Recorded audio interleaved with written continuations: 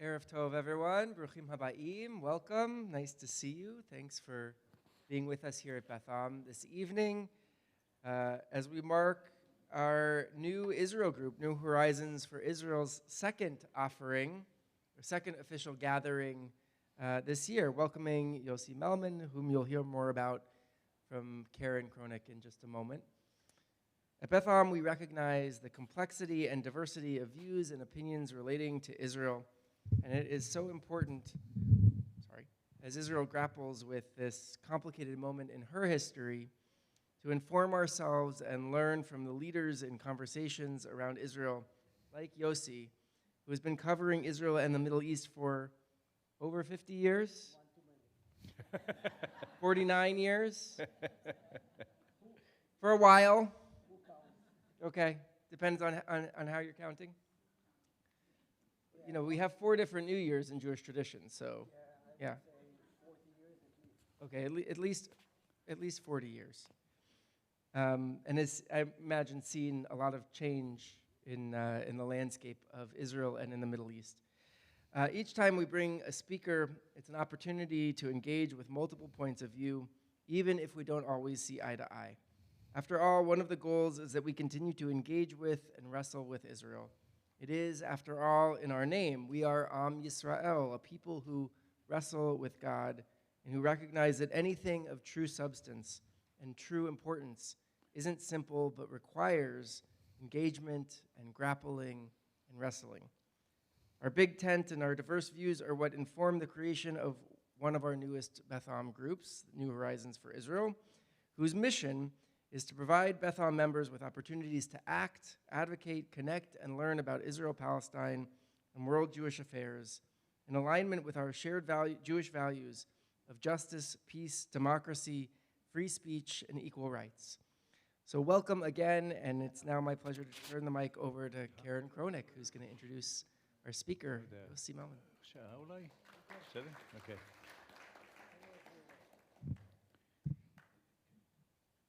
Thanks so much, and good evening and welcome to all of you. I'm so happy that you're here.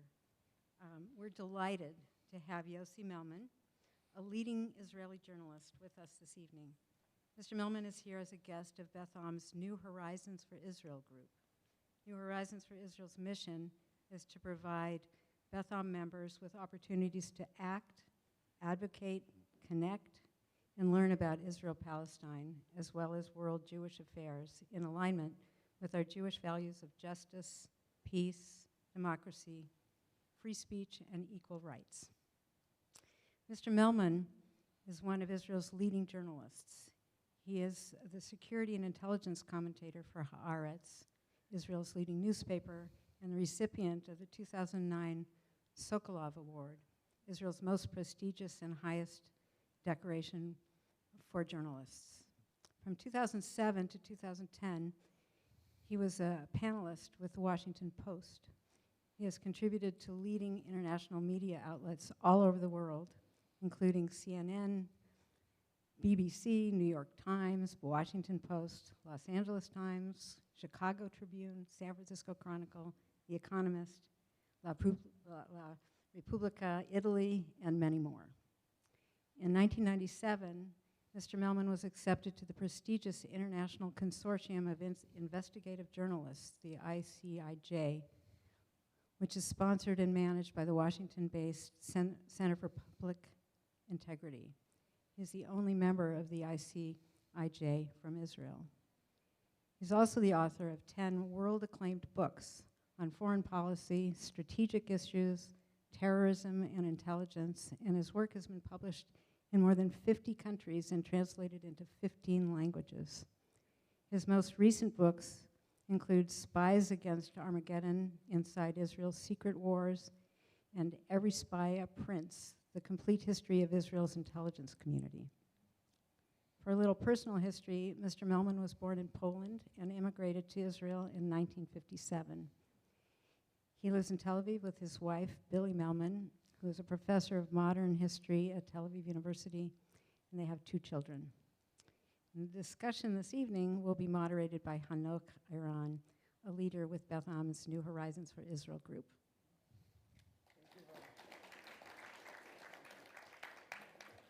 Thank you very much. Can you hear me?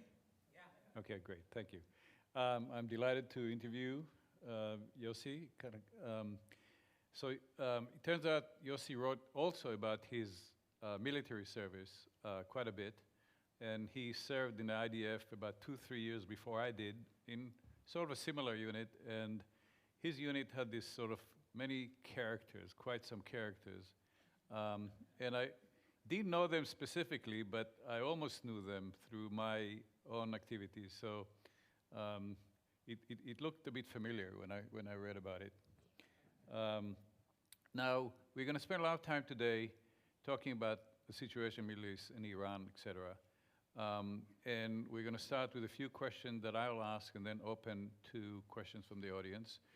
But before we do that, as we noted in the introduction, Yossi is a world-renowned expert on intelligence, and particularly the Israeli intelligence. So before we go into political stuff, I really wanted to ask him a question that I think he's uniquely knowledgeable to answer. We know that Israeli intelligence is, if it's not the best in the world, it is one of the best in the world. So I wanted to ask Yossi for his view of what makes Israeli intelligence historically had some failures, but many great successes. To stand out so much. Thank you very much for having me. It's my pleasure to be here. I've been in California before, but it's always good to revisit. As per Hanoch's first question, I would say that what has made the Israeli intelligence unique, it's the geopolitics of the Middle East and Israel. Because being in a very hostile, rough neighborhood, Israel had to excel and always to be on top of its enemies, whether it comes to technology, always to have the state-of-the-art, most advanced tools and gadgets, or to have the best brains in order to understand and analyze the neighborhood, the Middle East, and the intentions of the other side. So the traits which have served as tools, as measures to enhance the capabilities of the Israeli intelligence community are, first of all, determination, the readiness to take risk, which some other intelligence services don't take, to be very daring. Luckily enough, because Israel has been a society of immigrants, and people from all around the world have emigrated to Israel from 120 countries. So it was a good hotbed to cultivate people from different, who came from different cultures, spoke different languages, and these are the skills which are needed for a good intelligence service. So Israel has had Arab-speaking people, Russian-speaking, Iranians, and so on. So being a society of immigrants, being isolated in the area, pushed Israel to act and to be always ahead of its opponents and rivals and enemies. It is been said that that all the enemies of Israel need is is to win just one war.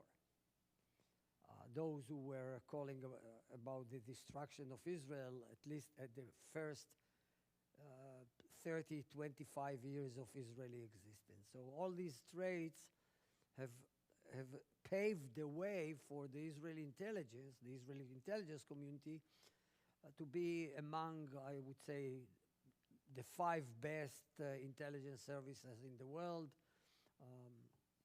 The CIA, the American intelligence community, the British intelligence community has been always very good. Surprise, surprise, the Cuban intelligence services was really good, maybe because of similar circumstances which are resembling the Israeli condition. Small, isolated, facing threats.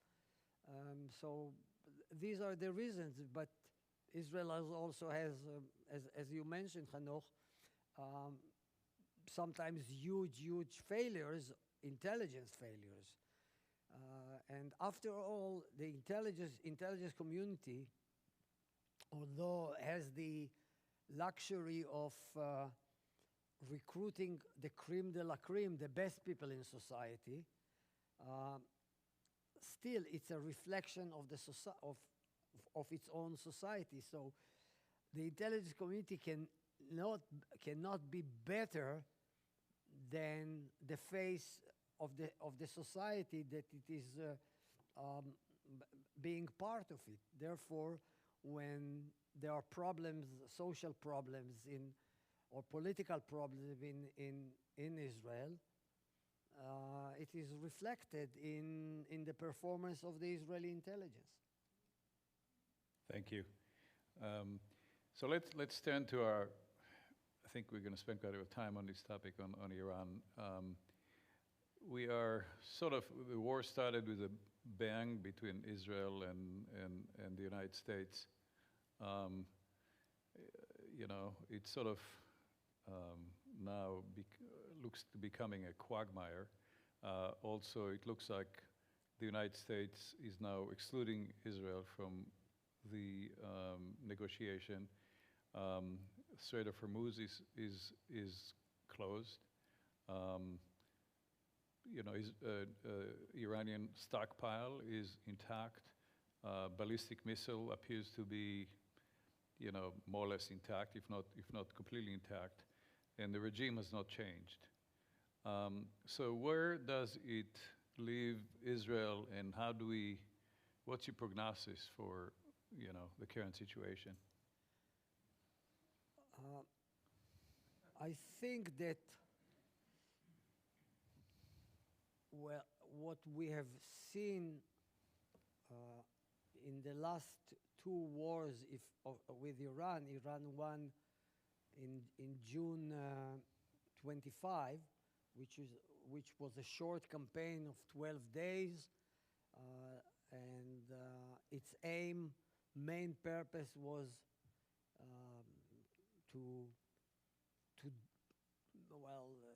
to destroy. That was the goal, not only to prevent, but to destroy Iranians' nuclear capabilities, its nuclear enrichment facilities, its laboratories, and to inflict as much damage as possible on Iranian missiles. That was the goal. It was a very important goal, but it was limited, and it lasted 12 days. Luckily enough, at the last day of the war, the United States Air Force joined the war by using its long-range B-52, B-1 bombers, which carried the Buster bunker bombs, which Israel doesn't have. These huge bombs that can penetrate very deep inside underground. The reason why Israel doesn't have the bomb, first, that the United States didn't supply them. and refused to supply them. But there is another reason for it. Israel doesn't have the, the aircraft that can carry these bombs. We have F-35 and F-15 and F-16, but they are not capable of carrying such a huge weight. So the U.S. joined the strikes and inflicted, I think, I mean, Iran was hit hard in June.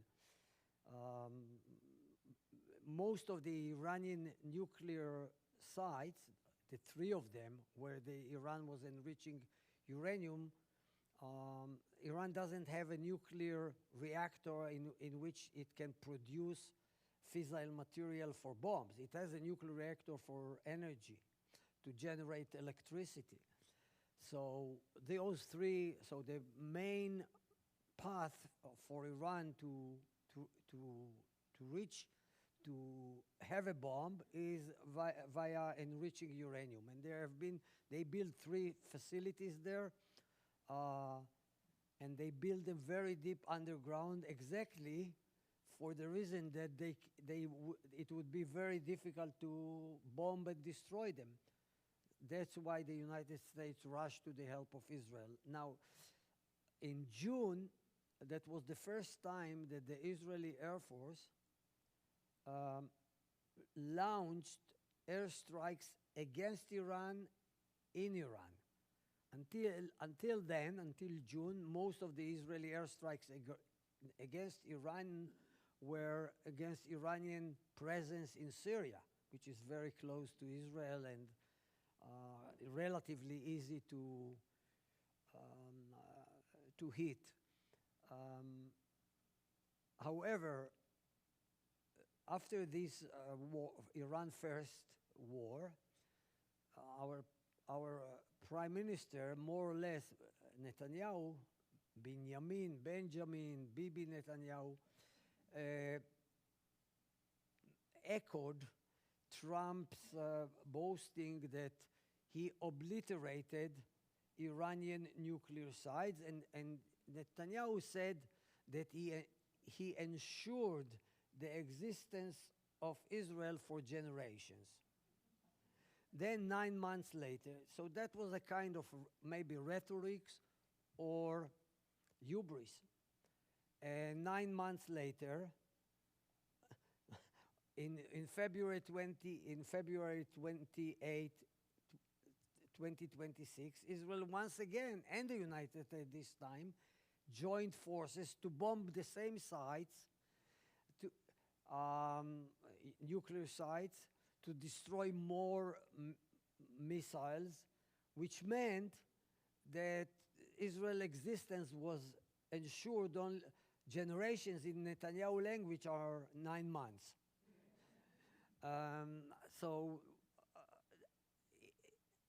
In other words, in the Second War, the goals that were set by the Israeli government and by the US government are too ambitious, to not only to destroy or to inflict strong damage on Iranian nuclear sites and long-range missiles, and to destroy as much as military bases and some infrastructure.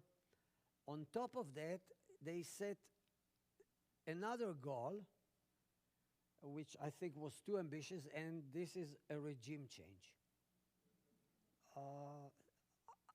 Suddenly, out of the blue, on the move, as the war began, they thought that there is opportunity to achieve that goal of a regime change,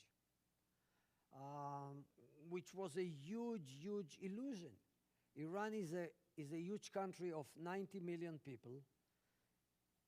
It spreads over half of Europe.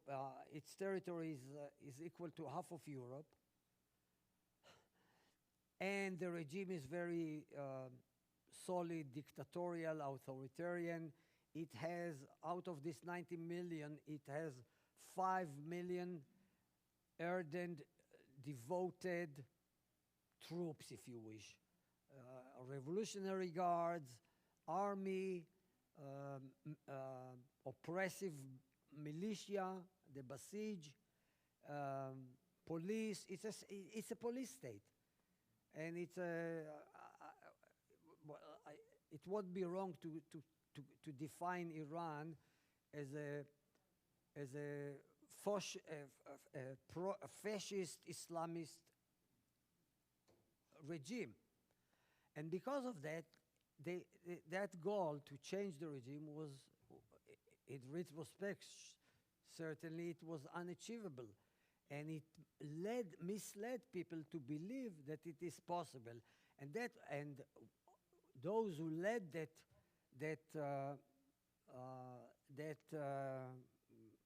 idea were in the Israeli intelligence community. By the way, when we say usually people refer to Israeli intelligence community as the Mossad. The truth is that Israel has at least three security agencies. Mossad is one of them. The second, which is responsible for foreign operations like the CIA, outside the borders of the United States, outside the borders of Israel. It is not allowed legally to operate on Israeli soil, as it is not on American soil. The second intelligence agency is the Domestic Security Service, which is basically counterintelligence to catch spies and counter terrorism, to prevent terrorist attacks. And the third agency is the most important one, which people usually mistakenly believe that the Mossad is the leading force. This is the military intelligence. And the military intelligence is the most important one, has the most, the large resources.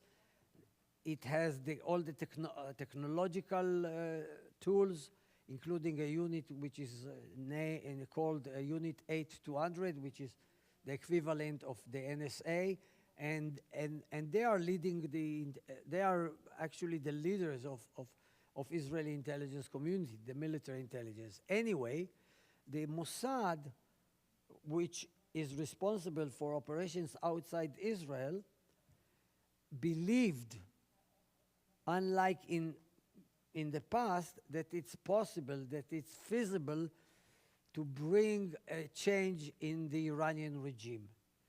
And they thought that once the war begins, with the assassination of the Iranian leader, the supreme leader, Ali Khamenei, it would trigger a chain reaction. Now, the assassination of the leader, which was part of a joint American-Israeli operation by airstrikes. The decision that Israel would stroke him was because legally the United States is not allowed to kill foreign leaders. So the Americans knew about, they were part of the planning. They are in the loop of the preparations for the war, but they, in the division of labor between the Israeli intelligence and the American intelligence, between the Israeli Air Force and the US Air Force, the decision was made, you will target Ali Khamenei. Now, from the intelligence point of view, that was a very successful operation. The Israeli intelligence, Mossad and military intelligence unit 8200 knew almost everything about the leader, his family, his houses, his cars, his movements. It's like in a mosaic. The pieces were collected over years and years together, and were checked and double-checked to make sure that it is accurate. And it proved, it brought the results that they struck him and they killed him, and that's how the war, that was the opening shot of the war. And that's how the war began. As the war progressed, and a lot of damage was caused by the Israeli and American air forces, the Mossad came up with the goal, let's now use this opportunity to change the regime. How? Killing the supreme leader will create havoc and chaos in the leadership, because in addition to the supreme leader that was killed, Israel also, in its airstrikes, killed a lot of top military commanders. So at the first days of the war, there was a lot of confusion in Iran. And there was no coherent leadership which would take decisions, and Israel wanted to take advantage, and Israel took advantage of it and believed that we will now trigger the events which the Kurds, you know that the Kurdish population is spread over 4 or 5 countries in the Middle East. There is a Kurdish minority in Turkey, in Syria, and Iraq, and in Iran.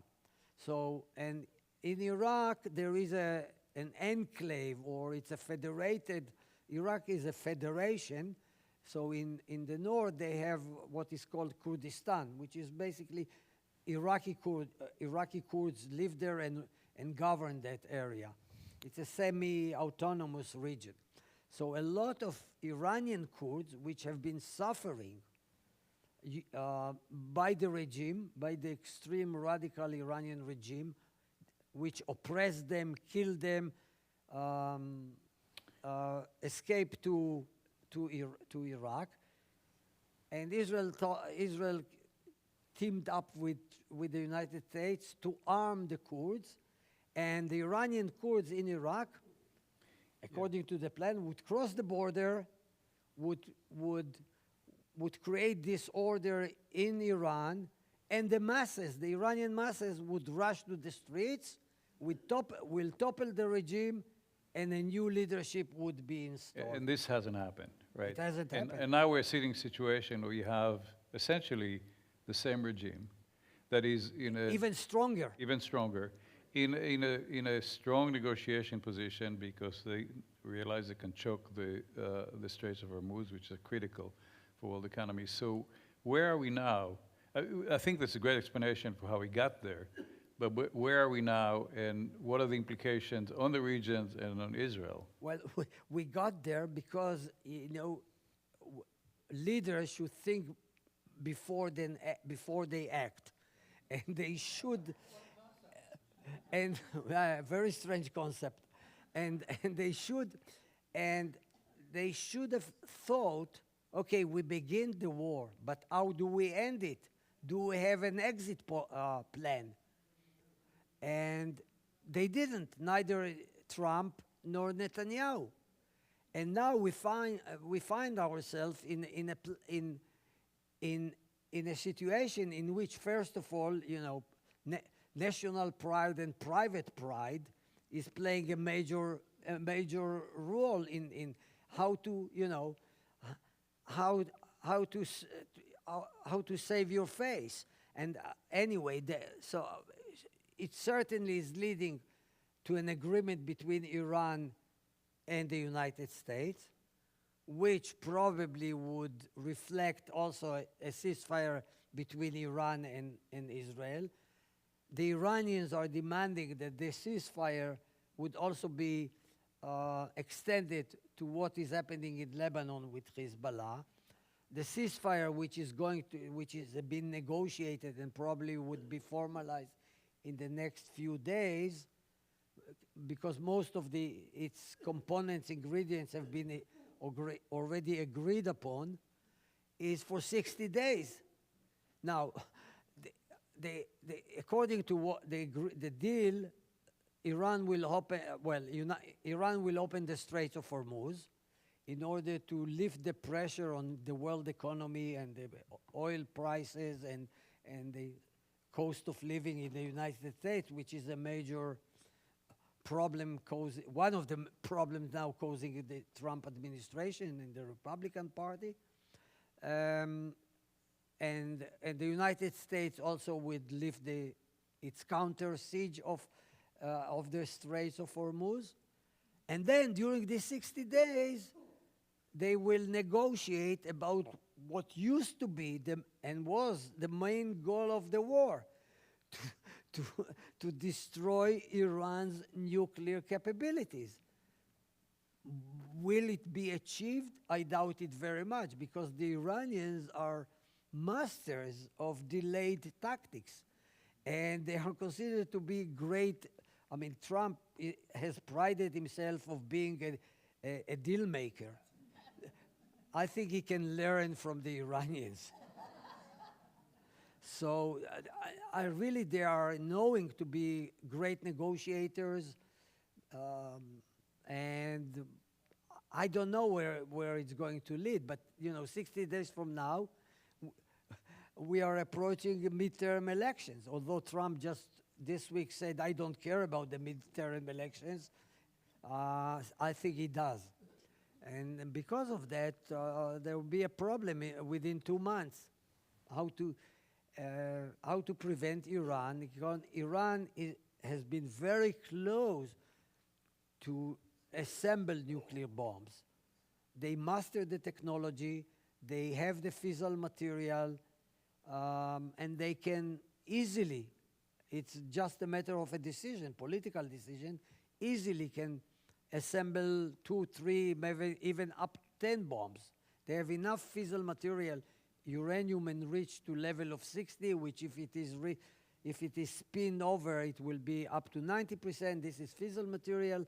You put it in a bomb, and here you have a bomb. So the Iran is very close to it. It's a threshold. It's already a threshold nuclear state.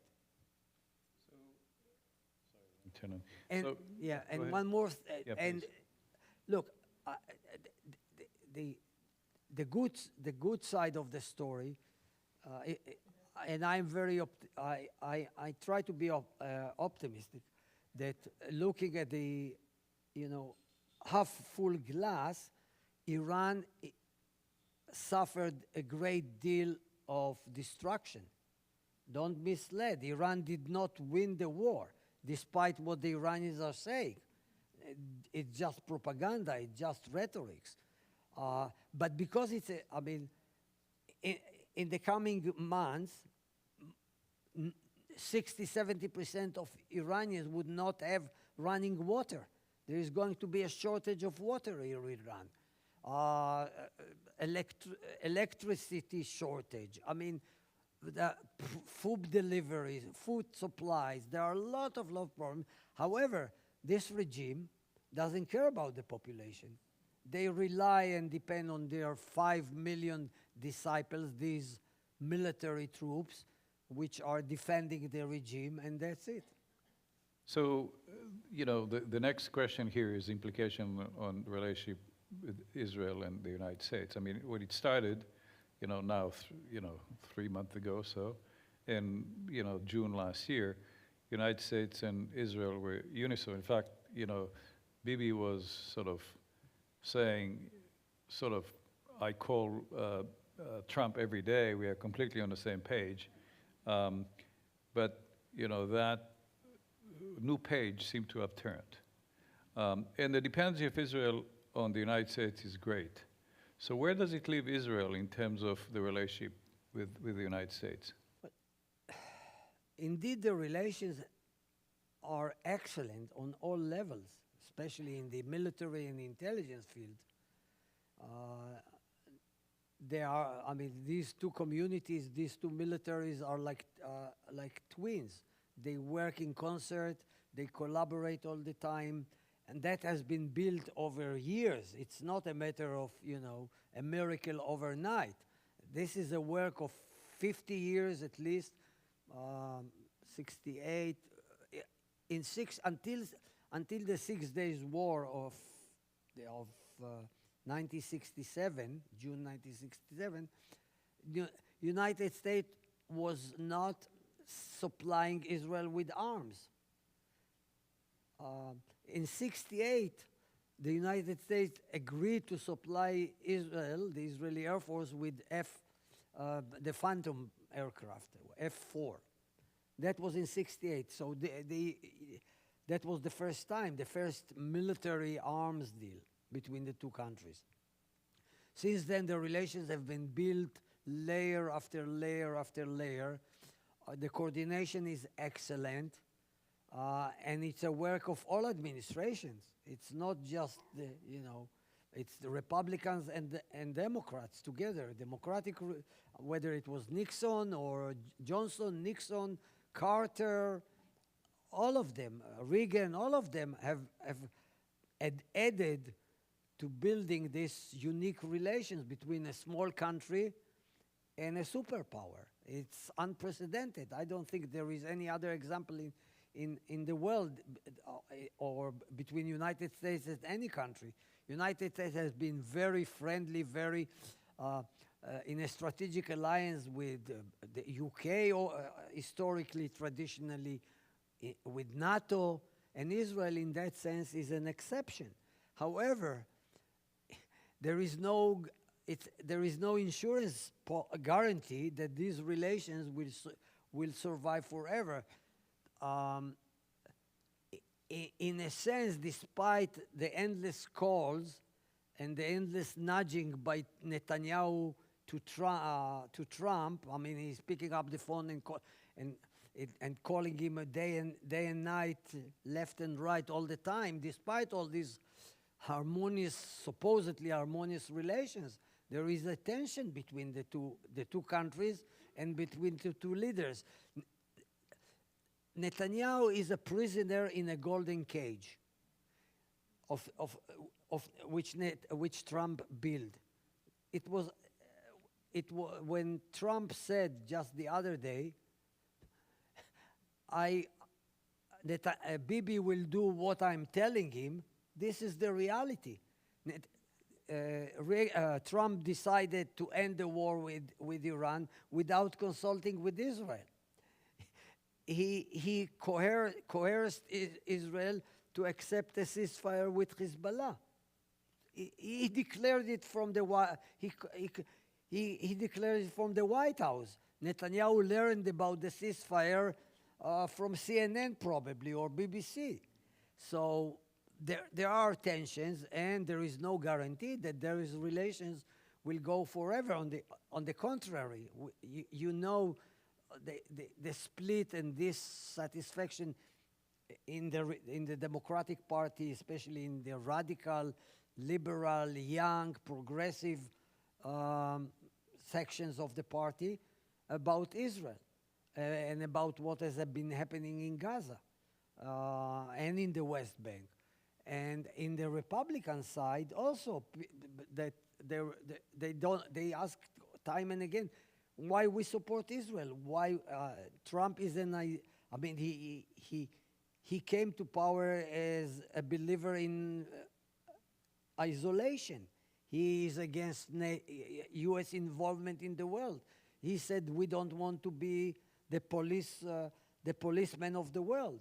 So these are seeds which can be cultivated in the future, that Israel would be left on its own, or at least with less financial and military support.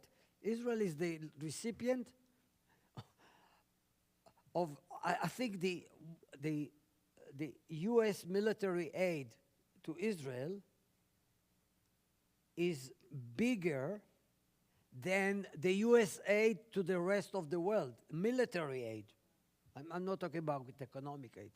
And people feel that maybe enough is enough. Why we should subsidize, support, help Israel?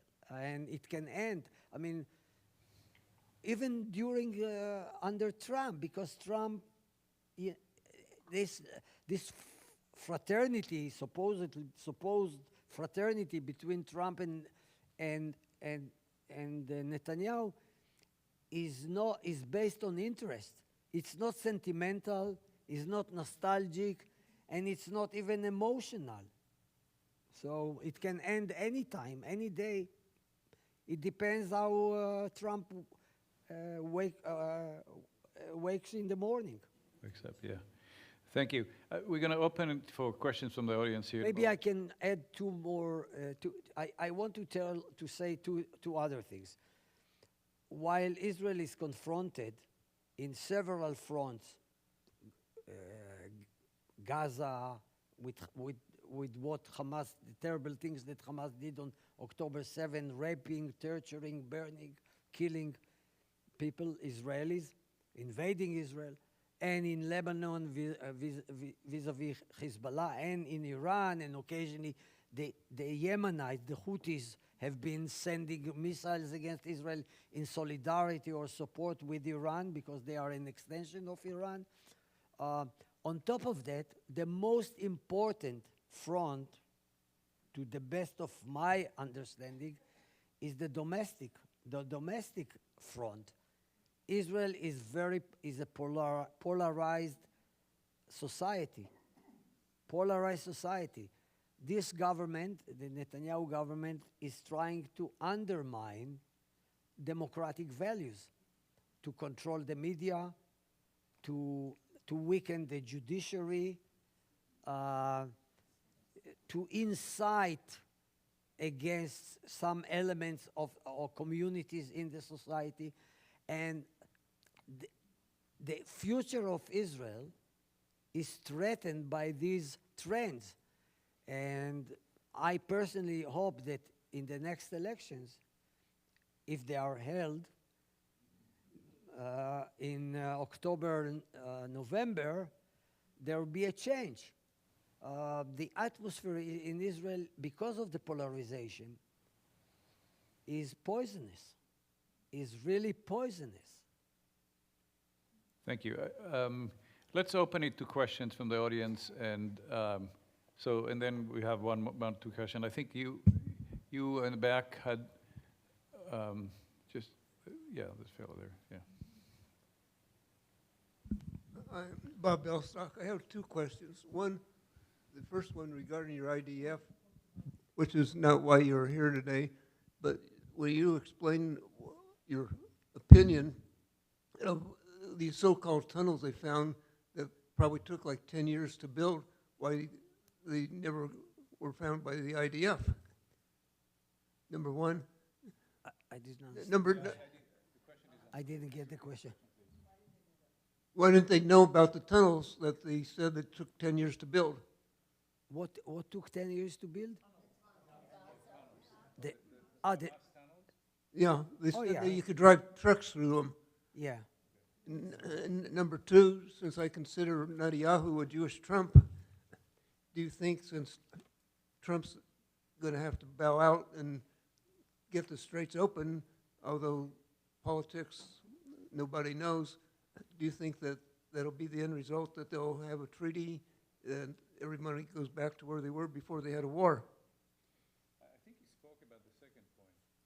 So let's talk about Hamas. Well, maybe I'll say briefly that even if the Straits of Hormuz are opened, and we go back to square one, still the other problems of Iranian nuclear capabilities, of the missiles, are an outstanding issues which haven't been resolved. Or hopefully they will, but they are still open, and that's why this decision was made to allow 60 days for negotiations.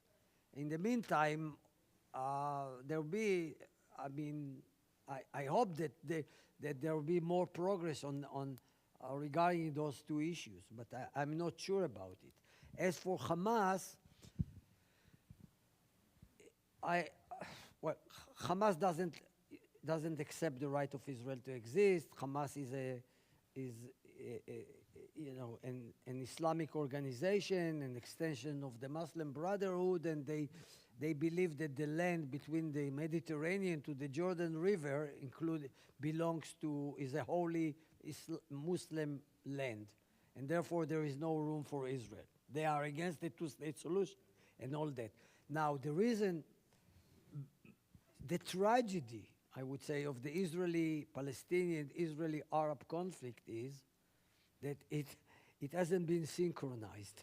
When Israel wanted peace and wanted agreements with its Arab neighbors and recognition by the its Arab neighbors, Egypt, Syria, Jordan, and all. They rejected Israel. They refused to negotiate Israel. That was in the first 20-something years of Israel's existence. Then, after the 73 war, when President Sadat of Egypt came to Jerusalem, addressed the Knesset, signed the Camp David Accords brokered by the Carter administration, suddenly there was a peace between Israel and later between Jordan, but over the time, the Arabs were asking for peace and agreement with Israel, and the Israeli society and Israeli politics have radicalized and suddenly refused to negotiate and refused to talk. And this is the tragedy, that these two narratives have become like, parallel lines which cannot meet. That's a major problem. And because of that,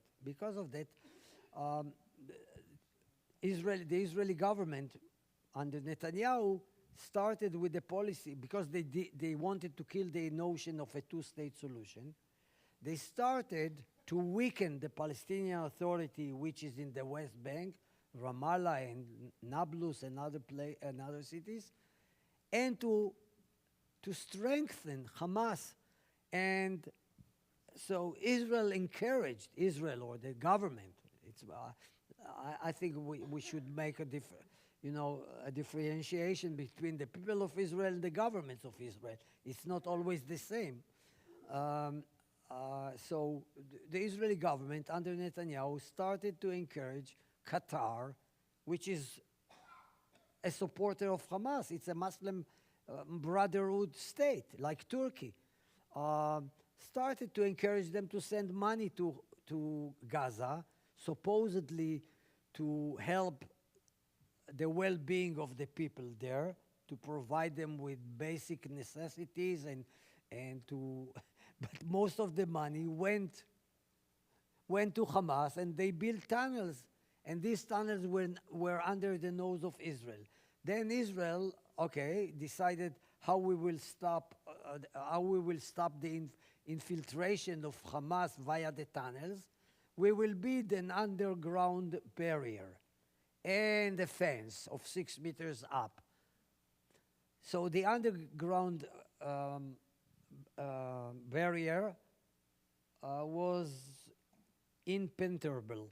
They didn't invaded Israel via the tunnels, but they destroyed the fences and came to Israel on October 7th. And now Israel is slowly but surely controlling half of Gaza and is destroying all these tunnels. There were like the length of the tunnels all over Gaza was like 1,000 kilometers. I mean, the joke in Israel was, we are building a metro now in Tel Aviv. It has been taking for, I don't know, endless years, already 15 years of construction. The joke was, let's ask Hamas to build the underground. It will be faster, more effective. I have about 8 questions, but I'll ask only one. Coming back to Gaza and Hamas, October 7th, the morning of October 7th, what happened? Where was the IDF?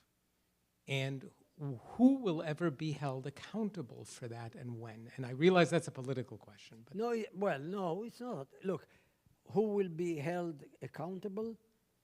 Already all the military and security chiefs and the top echelon of the apparatus, of the security military apparatus, left and resigned.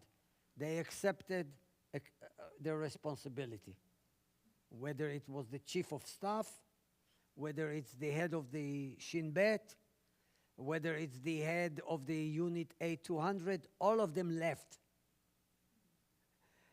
And they accepted responsibility. The only one that don't accept responsibility is the government. Netanyahu and the government are saying it's not our fault, but they were responsible for designing this policy of rule, divide and rule between the West Bank and Gaza, and supporting Hamas, and believing that, which leads to the next question about what happened on October the 7th. So the policy was, let's encourage, let's send money to Gaza. Of course, everyone knew there were so many reports that Hamas is manipulating the money, is using the money sent by Qatar and other donors to build tunnels and to arm themselves to the teeth.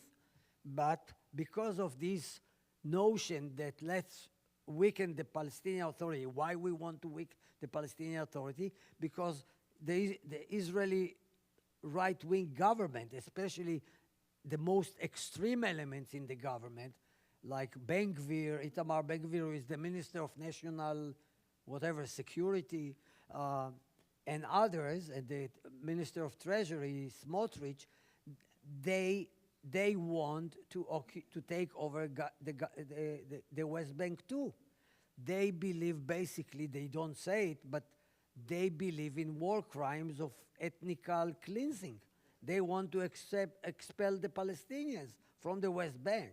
So because of that, Netanyahu, and because he was a prisoner, not just prisoner of Trump, but also prisoner of his radicals, without them he doesn't have a coalition government, and he wanted to stay in power all the time. He still wants to stay in power, and he's facing a lot of corruption trials, at least three. So, and he believes that he is the Messiah of Israel, that he is irreplaceable, that if he leaves, Israel will collapse. He really believes that. So because of all that, Hamas surprised Israel. Now, the intelligence community, the military, were overconfident. They acted according to a concept, or what we call in Hebrew, conceptia, that Hamas is weak, that Hamas is interested in economic rehabilitation of Gaza, that we know everything. We have such a tremendous intelligence on Gaza, that on Hamas, that we know everything which is happening in Gaza, and in case Hamas will dare attacking us, we will be ready. Now, we were not ready. That was a holiday, Sukkot. The military was shrank, the military along the border, and there were so many signals and indicators days before the attack. There was no lack of intelligence. The intelligence failure was not because of lack of information, but because of the interpretation of the information. It's not enough to have an excellent intelligence which provide you with data and you would know everything. You need also to analyze it. What you are going to do with the intelligence? What are the ramifications of the information you accumulated and collected? And because of that, the Israeli military and the security believed that what the signals, the indicators that they collected, and even so, there were these young female soldiers, 19 years old, 20 years, the spotters or observers along the border. They were sending messages time and again, what Hamas is doing in Gaza, and they saw it because they controlled the border. There were cameras there. Israel was bugging their communication lines of Hamas. So they were they sent warnings that Hamas is planning something big.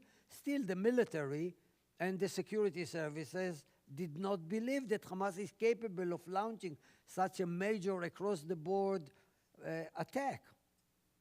That's what happened. Above all, hubris. We know better. Thank you. I like to ask you about the intelligence, that you talk about the strengths of the Israeli intelligence. And I look a little bit different than you look. I fully agree that intelligence are very, very strong in providing the Air Force and the military data how to kill people, how to kill leaders of the other side, how to kill, in providing data for killing of people, they are very, very good. However, the most important aspect of intelligence is how to provide real data to politicians and to others and to other countries, so on, to lead to the advantage of Israel. And what I saw, for example, what happened now between with Trump and Netanyahu and everything like that, and the intelligence managed to convince Trump that within 2 weeks the war will be over, the regime will be changed, we're going to destroy everything. It's all evaluation of intelligence that lead to situation that now most Americans start to believe that Israel is responsible to convince America to go inside the war, and already 60%, I think, of America now becoming anti-Israel, and the number is increasing. It's meaning, on the long term, the intelligence of Israel contribute a lot to the loss of American public belief in America, in Israel, and they may lead in future, in very few years, to actually separation completely between the American and Israel. And so the question is that I do not, about the strengths of the intelligence. I think Israel intelligence are strong in killing, providing data, are very weak in providing the right information to the politician and right information to the. So I'd just like to ask your opinion about this. Well, I think I mentioned it, that the Israeli intelligence was very good with collecting data, but not that good when it comes to interpret and analyze the information. So that's one of the major failures of the Israeli intelligence, not just in Gaza, but also 50 years ago in 73, in the Yom Kippur War, in the October War with Egypt and Syria. The information was there, but the interpretation was, oh, we know better, the Arabs are weak, they would not, they're attacking us. Now, the Israeli intelligence community, like the American intelligence community, its role is to provide the leadership, the political leadership, with the information, with recommendations, but the political leadership doesn't have to accept it. And that's what happened. Netanyahu, the Israeli intelligence, especially the Mossad, indeed misled Netanyahu and the government with the notion of a regime change, which I discussed, which was a stupid and futile notion. But on the other hand, Netanyahu, like Trump, by the way, the U.S. intelligence was warned that Trump that the battle, the campaign would be longer, would be tougher, and that the Iranians would close the Straits of Hormuz, but he didn't listen to them. Netanyahu, too, was not listening to some of his advisor, military security advisor, and later on, after the war, he's blaming only them, and he's not, and he's avoiding his responsibility. He has never admitted that he's responsible. He has never admitted, because he knows that as a politician, as a sophisticated politician, if you had, I think it was Trump who said, when you lie, keep lying. Never admit that you lied. So Netanyahu is more or less the same. We'll take one more question. Joel?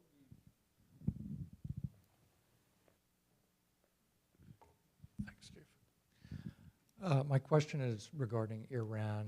I have read that maybe 20 years ago, Khomeini had issued a fatwa that an edict that the regime would not develop nuclear weapons. Yes, they would want to have the capability.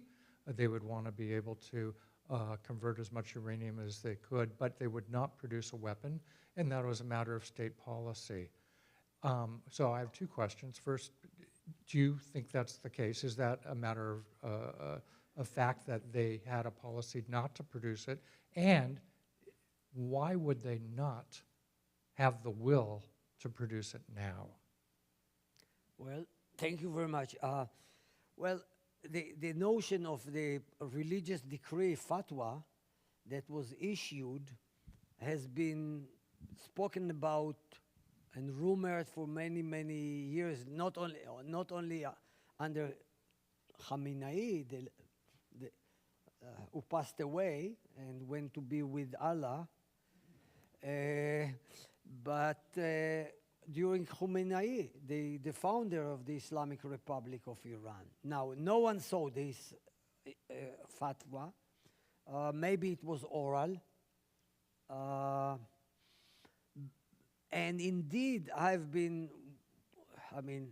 want to be modest, but I was one of the few, at least in Israel, but also outside Israel, who have been writing that Iran is not sure if they want to assemble nuclear weapons.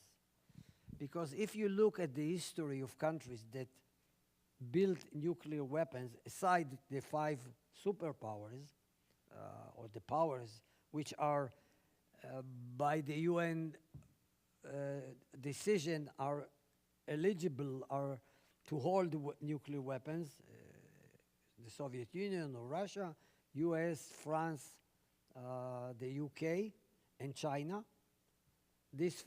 Aside them, there are countries like North Korea, South Africa in the past, which dismantled its nuclear bombs once during the collapse of the apartheid regime. So you have India, Pakistan, North Korea, and Israel. I mean, Israel has never admitted that it has nuclear weapons, but it does. It's a well-known secret. So all these nations built their nuclear weapons or their nuclear program within 5 years from decision. They decided, and then they delivered in 5 years, 6 years. The Iranian government regime of Khomeini and Khamenei have been entertaining the notion of having nuclear capabilities for almost 30 years. Now, the Iranians are clever. They have the know-how, the technology, the equipment. So if they really wanted to assemble the bomb, they could have done it around the same period of time as the other nations. So probably they have hesitated. I once interviewed the deputy Director General of the IAEA, the International Atomic Energy Agency, which is based in Vienna. Dr. Olli Oinanen, he was from Finland. And he told me, and they were inspecting Iranian progress, and that were part of the agreement with Iran. And he said that the Iranian attitude is, let's move one step in a time. When we reach the bridge, we will cross it. If we are stopped, then we will wait. And that has been their more or less approach for the last 30 years. They built nuclear capabilities when they were stopped by sanctions or by Israeli Mossad sabotage operations, killing scientists. They waited. They stopped, waited until the next opportunity, until they crossed the bridge. And now, because of the war, there are a lot of voices in Israel and outside Israel who are saying that because of the war that Israel and the United States launched, and even before that, the cardinal sin that there was, people tend to forget that in July 2015, Iran and the United States and the other UK, France, China, and Germany and Russia signed the nuclear deal, which put Iran under inspection, which forced Iran to eliminate, to reduce their fissile material, their enriched uranium to a very small levels, which were not allowing them to progress with their nuclear program for military use, and then Netanyahu went to Congress against in an unprecedented move, addressed the Congress against the administration, against Obama, and eventually persuaded Trump to withdraw from the agreement. This is the cardinal deal, the cardinal sin. The deal was flawed, wasn't perfect, wasn't ideal, but it was better than not having a deal. Now he withdrew from the deal, and even after withdrawing from the nuclear deal in 2018, the Iranians waited 2 years and they didn't move. They didn't activate their nuclear program. They waited to see what would be the U.S. reaction. Maybe they hope that Biden will replace Trump. Indeed, he did.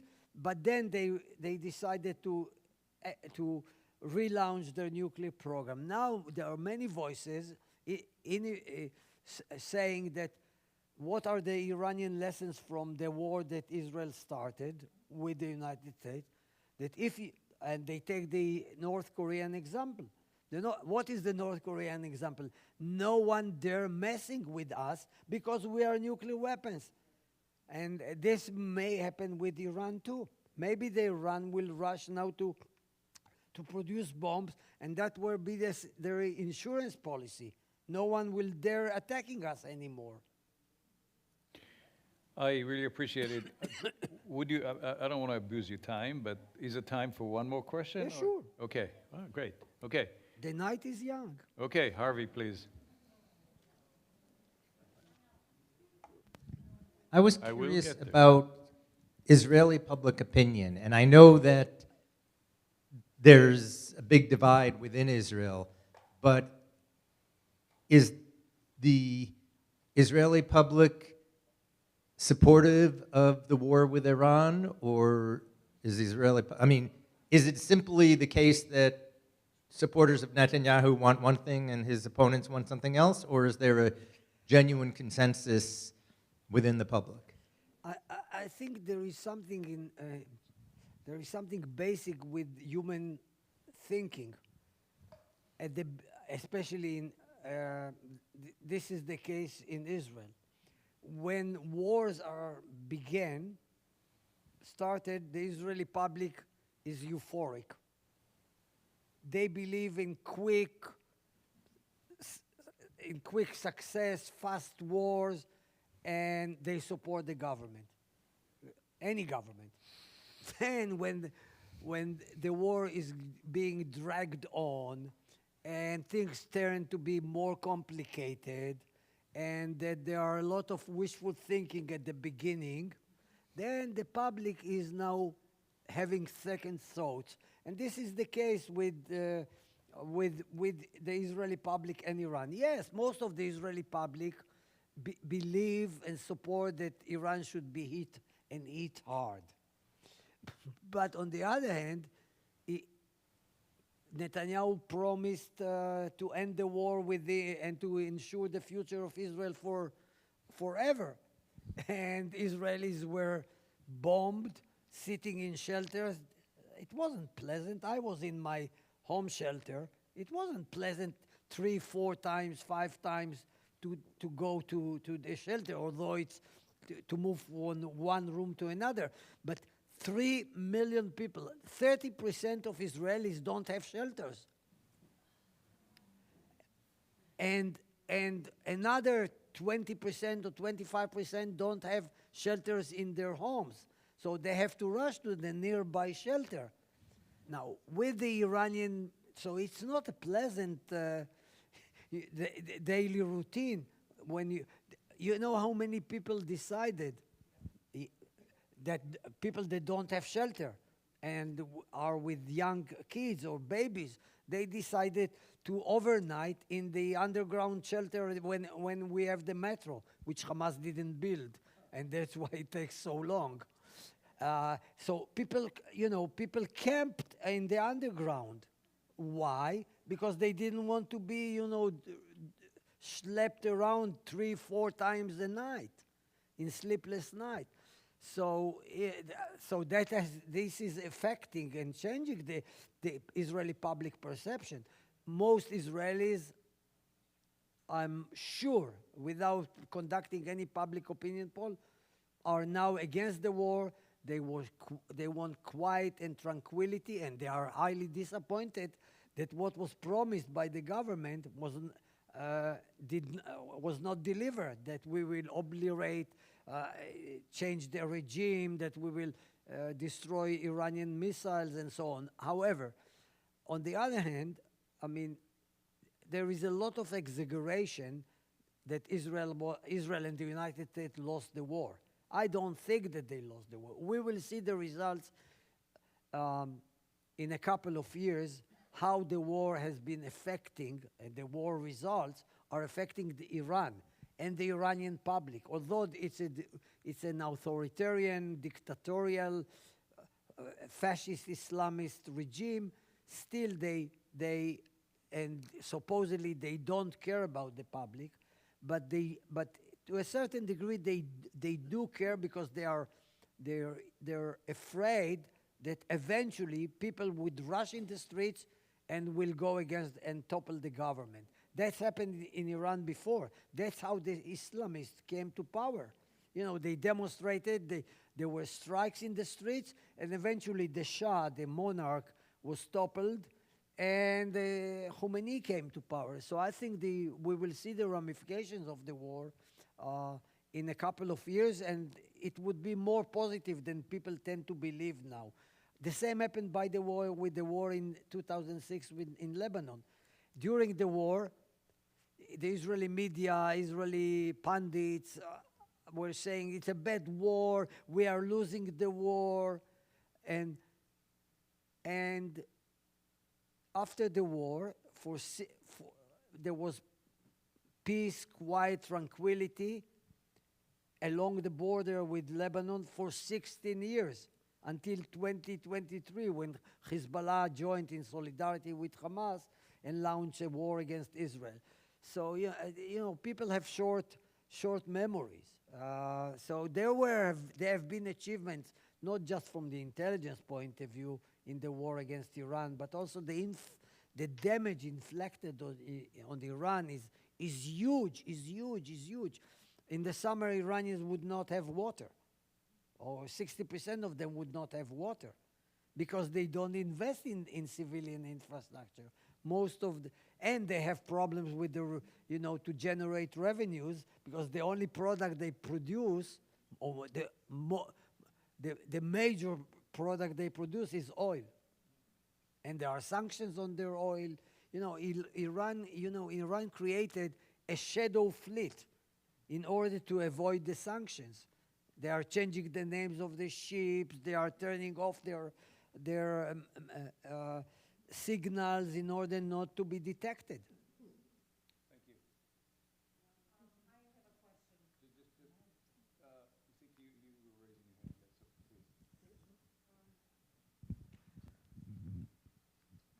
Thank you. I think we are talking about Iran, but we forget the main problem of Israel, which is the Palestinian issue. And when people from Israel are talking about Iran, they say Iran is the one that is supporting the Palestinian. And that's why we need to erase Iran from the ground, just like Trump is talking. And I talked to a lot of people in Israel, and even from the left, and all of them, except for a few, are saying that they started the war, it's all they are doing it, and Iran has in her charter the idea of erasing Israel as if we don't have any. But my question is, again, maybe what you asked. My feeling is that Israel did not change and is really ready to continue to live on her sword, no matter what. And this is my feeling, I guess, from talking to my friend in Israel, and it's extremely depressing, especially when I don't see much of a change. The way you respond to his question was not exactly saying that, and I wish you're right. But I was there in '82, the first Lebanon war, when we thought we got rid of the Palestinian. We got the Hezbollah. Now we are getting stronger Hezbollah. We thought we are going to get rid of the Hamas. We are getting a stronger Hamas. We said, Iran is smaller than us. Iran קטנה עלינו. The ביטחוניסטים of Israel. And the שחצנות, the arrogancy. Where is it taking us? I don't see any hope. Can you give me some? It's not funny. Yeah. In a way, you are. Your argument is. I share your argument. I share with the way you describe it. The root of the Israeli-Arab conflict is the Palestinian issue. Now, because of what I described as the two parallel narratives, the tragedy is that when the Arabs refused to recognize Israel and to deal with Israel and negotiate with Israel, Israel was ready to make peace. At a certain point, that trend has been reversed. And nowadays, yes, Israel, the government, but not just the government, the public, Israeli public, after the what happened in Gaza, has become more turned to the right. Israel is highly divided. The idea of a two-state solution is not feasible at all, not at the moment. Even the only left-wing party which remains in Israel, because the Israeli left has been erased from the from the surface of the earth. The only party which it's now called the Democratic Party, the Democrats, which basically is a combination of the Labour Party and a left-wing party called Meretz. They are the only one who are reluctantly talking about somehow to reactivate the peace negotiations with the Palestinians. All the other leaders from the opposition don't dare talking about the notion of a two-state solution or somehow to reactivate the negotiation with the Palestinians. So in a way, the Palestinian issue is not going to go anywhere. The Palestinians are going to stay on the land and to live side by side with us. Had Israel solved the Palestinian problem issue, the Iranians and other Arab nations which are hostile to Israel would be undermined. Their excuse that they are against Israel because they support the Palestinians would be evaporated. And therefore, this is important to open, once again, to try to negotiate some sort of a. It is impossible to push now for the creation of a Palestinian state, whether it's on the West Bank or West Bank and Gaza.